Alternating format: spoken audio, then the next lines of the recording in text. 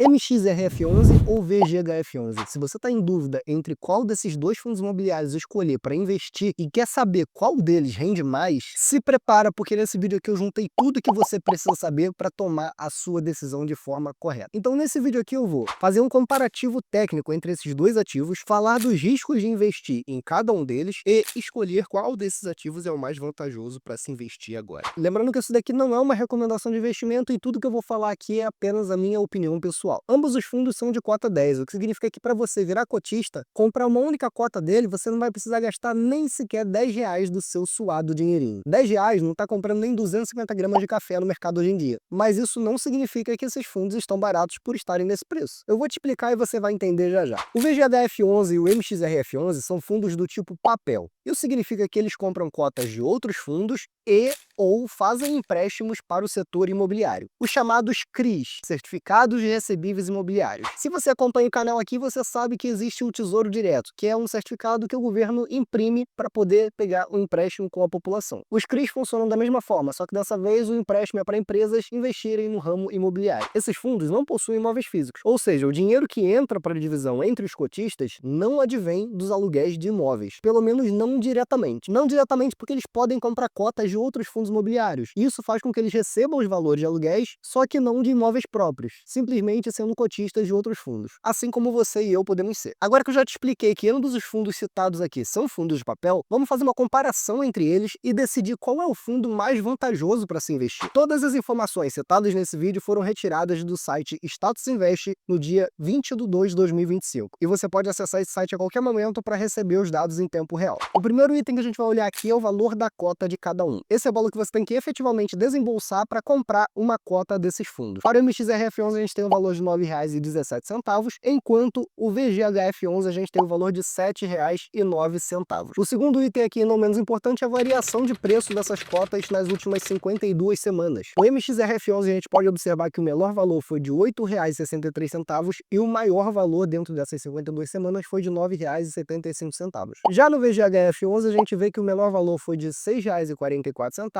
e o maior valor foi de R$ 8,82. Agora vamos dar uma olhada no terceiro item aqui, que é o PVP. O PVP é um dos indicadores mais importantes quando você está olhando sobre fundos imobiliários, porque não adianta nada você comprar um ativo muito bom por um preço muito caro. O ideal é que você pague pelo menos o valor justo daquele ativo, ou então compre esse ativo com desconto. E é o PVP que informa pra gente se esse valor está com desconto, se está caro ou se está justo. Se a gente dá uma olhada aqui no PVP do MXRF11, a gente vê que o valor é de 1,00. Isso significa que o fundo está sendo negociado no seu valor justo. Ele não está nem caro e nem barato. E se a gente dá uma olhada aqui no PVP do VGHF11, a gente pode ver que o valor dele está em 0,85. Isso significa que o fundo está sendo negociado com um desconto de 25%. É como se você comprasse uma nota de R$100 por R$85. Agora vamos para o quarto ponto dessa comparação, que é o rendimento por cota. Eu sei que você queria chegar nessa parte. Quer saber quanto vai ganhar, né? Vamos lá. Se a gente dá uma olhada aqui no último rendimento do MXRF11, a gente vê que o valor foi de 0,09 centavos por cada cota. E olha só que coisa interessante. Se a gente olhar o último rendimento do VGHF11, a gente consegue enxergar também que foi de 0,09 centavos por cada cota. Ué, Daniel, mas como assim? Você falou que um era R$9 e o outro era R$7. Como é que pode dar o mesmo rendimento? Exatamente. Esse é um dos pontos a se observar aqui. A gente consegue ver que o rendimento aqui ele é 1,26% do valor da cota. Já o rendimento do MXRF11, ele está em 0,97% aí do valor da cota, o que indica que você paga mais barato no VGHF e recebe o mesmo rendimento do MXRF. Mas espera aí, porque isso não significa ainda que o VGHF é melhor que o MXRF11. A gente viu que ele está sendo negociado com valor descontado, 25% de desconto. Isso é o que faz esse rendimento por cota estar tão acentuado assim acima de 1%. Não é absurdo a gente ver fundos de papel pagando mais de 1% ao mês em rendimento. Mas no oitavo ponto dessa comparação aqui, eu vou te mostrar uma coisa muito importante que você deve olhar para não comprar um fundo achando que está muito barato e de repente está entrando numa furada. Então vamos para o quinto ponto da comparação, que é a Datacom e a data efetivamente de pagamento. Datacom é a data que você precisa ter essas cotas dentro da sua carteira de investimentos para que você consiga receber o pagamento na data de pagamento. E para o MXRF11, essa Datacom geralmente acontece no final do mês, como você pode ver aí, dia 31, dia 30, dia 29, e a data de pagamento ocorre 15 dias depois, por volta da metade do mês seguinte. No VGHF11, a gente tem aqui a Datacom no final do mês, assim como no MXRF11, entretanto, a data de pagamento ela não ocorre geralmente depois de 15 dias, e sim depois de 7 dias, uma semana. semana aí, né? 7, 8 dias. Então ocorre no início do mês seguinte. Agora, se a gente der uma olhada aqui no dividend yield, que é o valor pago pelo fundo sobre o valor das cotas desse fundo, no período dos últimos 12 meses, a gente consegue ver que o MXRF11 está com 12,64% de dividend yield, ou seja, um dividend yield maior do que 1% ao mês. E se a gente der uma olhada aqui, a gente tem a média dos últimos pagamentos do MXRF11, e ela chega a 1,16 centavos por cota nos últimos 12 meses. Já no VGHF11, a gente tem um dividend yield de 15,07%. Esse dividend yield alto desse jeito não significa que você vai ganhar mais dinheiro. Ele está alto desse jeito simplesmente porque as cotas estão um pouco desvalorizadas e sendo negociadas com desconto, como eu já te mostrei aqui. Se a gente der uma olhada aqui na média dos pagamentos da cota dos últimos 12 meses, ele está pagando R$ 1,07 por cota nos últimos 12 meses. Ou seja, se a gente pegar os últimos 12 meses desses dois fundos, apesar do último pagamento, o MXRF11 ter pago menos, teoricamente, do que o VGHF11, nos últimos 12 meses o MXRF11 ainda pagou mais por cota do que o VGHF11. E é claro que a gente não pode deixar de levar em consideração os valores dessas cotas também. Agora vamos falar do sétimo ponto de comparação entre os dois aqui, e não menos importante, que é a liquidez diária. Na verdade, é um dos pontos mais importantes que você deve olhar na hora de comprar um fundo. A gente pode observar que a liquidez média diária do MXRF11 está acima de 12 milhões de reais, e a participação dele no IFIX, que é o índice dos fundos imobiliários, é de 3,106%. Já para o VGHF11, a gente tem uma liquidez média diária acima de 3 milhões de reais, e a participação do IFIX é muito menor do que a do MXRF11, o que significa que o MXRF11 é um fundo muito maior do que o VGHF11. E se as informações que eu estou te passando aqui estão te ajudando, estão iluminando aí a sua cabeça de algum jeito, você está aprendendo alguma coisa assistindo esse vídeo aqui, deixa o like aí para fortalecer, se inscreve no canal se não for inscrito para receber outros vídeos sobre investimentos que saem aqui no canal toda semana. Mas sem enrolação, agora eu vou te falar uma das partes mais importantes que a maioria dos investidores iniciantes não olham e nem sabem como olhar quando começam a investir e comprar os ativos do tipo fundo imobiliário. Aqui dentro do site da Status Invest, você pode pesquisar por qualquer fundo, tá? Eu vou pesquisar aqui o MXRF11, ele já está aberto, mas eu vou abrir aqui novamente, MXRF11, e se a gente descer até aqui embaixo, tem todas as informações que eu te passei estão aqui, tá? Mas se a gente descer até aqui embaixo, a gente tem uma informação muito importante que é sobre o relatório gerencial do fundo. E esse relatório, ele sai todos os meses. Você consegue ver aqui o portfólio, você consegue ver quais os fundos que esse fundo compra, consegue ver quais ativos financeiros estão aqui, mas uma das coisas mais importantes que você consegue ver são esses informes aqui embaixo, ó, os comunicados referentes ao fundo. E aqui a gente tem, por exemplo, o relatório gerencial de 6/2/2025, de fevereiro. Para você ter acesso a isso aqui, é só clicar e abrir. Então eu estou aqui agora com os dois relatórios abertos. Na sua esquerda está o MXRF11 e na direita o relatório do VGHF11. O que você deve procurar quando você está olhando isso daqui? Principalmente, alocações muito grandes do patrimônio do fundo, algo acima de 10%. Geralmente eu uso o parâmetro ali de 7, 8, até 10% tá ok. Mais de 10% de alocação de um fundo, para mim, tem muito dinheiro em um único lugar. E um dos princípios básicos do investimento é você dividir, não colocar todos os ovos em uma mesma cesta. Então se a gente vê que tem muito capital aqui alocado em um único ponto, já é um ponto de atenção para ver se você compra ou não compra esse fundo. É um risco a mais. O segundo ponto de atenção que você tem que ter aqui é onde o fundo está investindo o seu dinheiro. Por diversas vezes vão ter aqui nos relatórios algumas informações de compra, de permutas e também de dívidas que não estão sendo pagas. E para os fundos de papéis como esses dois aqui, um dos pontos mais importantes é esse, as dívidas que não são pagas, os famosos calotes. Se a gente der uma olhada aqui no MXRF11, logo na primeira página ele já vai definir para você o objetivo aqui do fundo e te passar algumas informações. Mas uma das partes mais importantes de um dos relatórios estão nesses pontos aqui, ó, nos comentários do gestor. E aí você precisa ler isso daqui e ver se tem alguma informação que te chama a atenção. A gente já tem informação aqui que o fundo visa a alocação de 80% do PL em CRIs com bons nomes de crédito. Isso significa que 80% do patrimônio líquido do MXRF11 ele é para empréstimo de financiamento imobiliário. Aqui ele também está informando, por exemplo, que houve um aumento da posição no FII Lago de Pedra, com um montante de 67 milhões. Ou seja, houve um investimento de 67 milhões nesse fundo aqui, o FII Lago de Pedra, o LPL11. E que para fazer essas compras ainda foram vendidos em alguns outros CRIs que resultaram em 2,8 milhões entre ganho de capital e correção monetária acumulada nos papéis.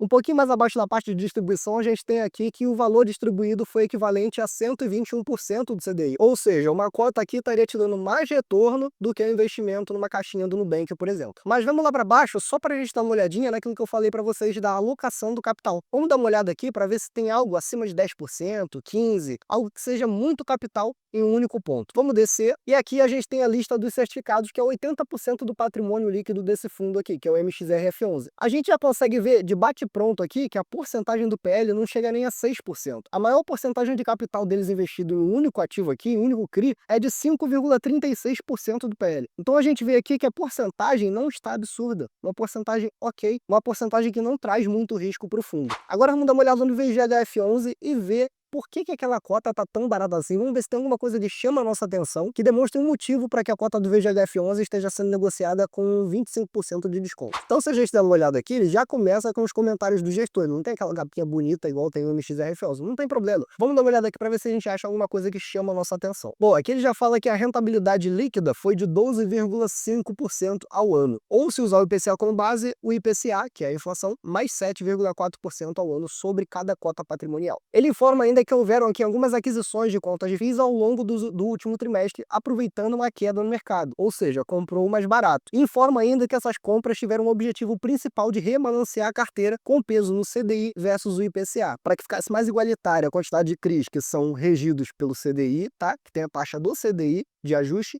e a taxa do IPCA de ajuste. Agora tem uma coisa aqui que chama atenção, ó, casos de inadimplência da carteira de crédito. Isso daqui são empréstimos não pagos. Os CRIs Celima, que passaram a representar 1% dos ativos do fundo, continuam inadimplentes desde o mês de junho. As negociações para a solução dessa questão ainda estão em andamento. O CRI Guaicurus, que representava 0,8% dos ativos, deixou de existir e atualmente o fundo passou a deter participação indireta em 2 terrenos na cidade de São Paulo. A gestora está em processo avançado de vendas dos mesmos. No início do mês de janeiro, o fundo celebrou o compromisso de venda dos terrenos referentes ao CRI Guaicurus para uma incorporadora paulistana. A transação teve valor de face na ordem de 44% maior do que o saldo devedor do CRI e será pago parte em dinheiro, 45% mais ou menos, e uma parte em permuta, 55%. A venda final ainda está condicionada à diligência ambiental. Cara, olha só o que a gente viu aqui no fundo. Ele tem um CRI que está inadimplente, que representa 1% do PL do fundo, pouco, muito pouco, e ele tinha um outro CRI que representava 0,8% do patrimônio do fundo, mas esse CRI já foi encerrado, o fundo ficou com o patrimônio dos 2 terrenos referente a esse CRI, já negociou esses terrenos para venda por um valor 44% maior do que o fundo devia e está aguardando a questão ambiental para finalizar a compra. Partindo do pior princípio possível aqui, de que ninguém pague, que não consiga vender, que dê tudo errado, é 1,8% do patrimônio líquido do fundo que é o problema aqui. Vamos dar uma olhada lá embaixo agora nos CRIs para saber se a gente tem alguma coisa muito acima lá em 10, 20, 15% que traga muito risco para o investidor aqui. Ó, a carteira de ativos aqui de CRIs desse fundo tem 4,65%, é a maior porcentagem dele em um único CRI. Ou seja, ainda menor do que o MXRF11. Se a gente descer aqui agora para a parte de fundos imobiliários, a gente tem uma porcentagem 3%.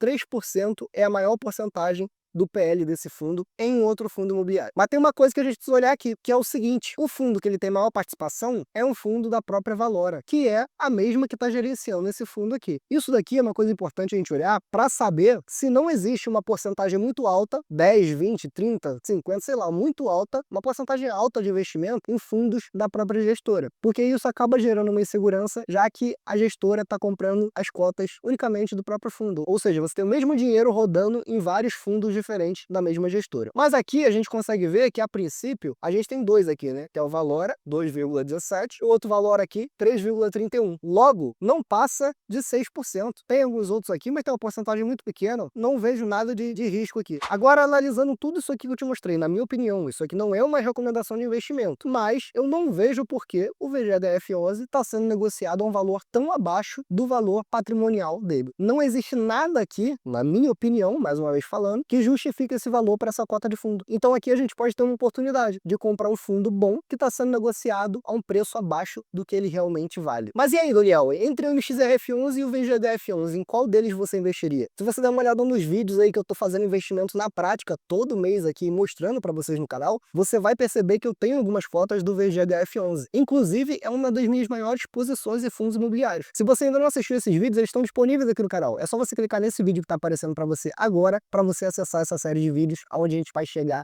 até 100 mil reais investidos. Se esse vídeo aqui te ajudou de alguma forma, deixa um like nesse vídeo e se inscreve no canal se não for inscrito para receber mais vídeos como esse toda semana. Eu vou ficando por aqui, espero te ver nos próximos vídeos. Um abraço, até a próxima, tchau, tchau.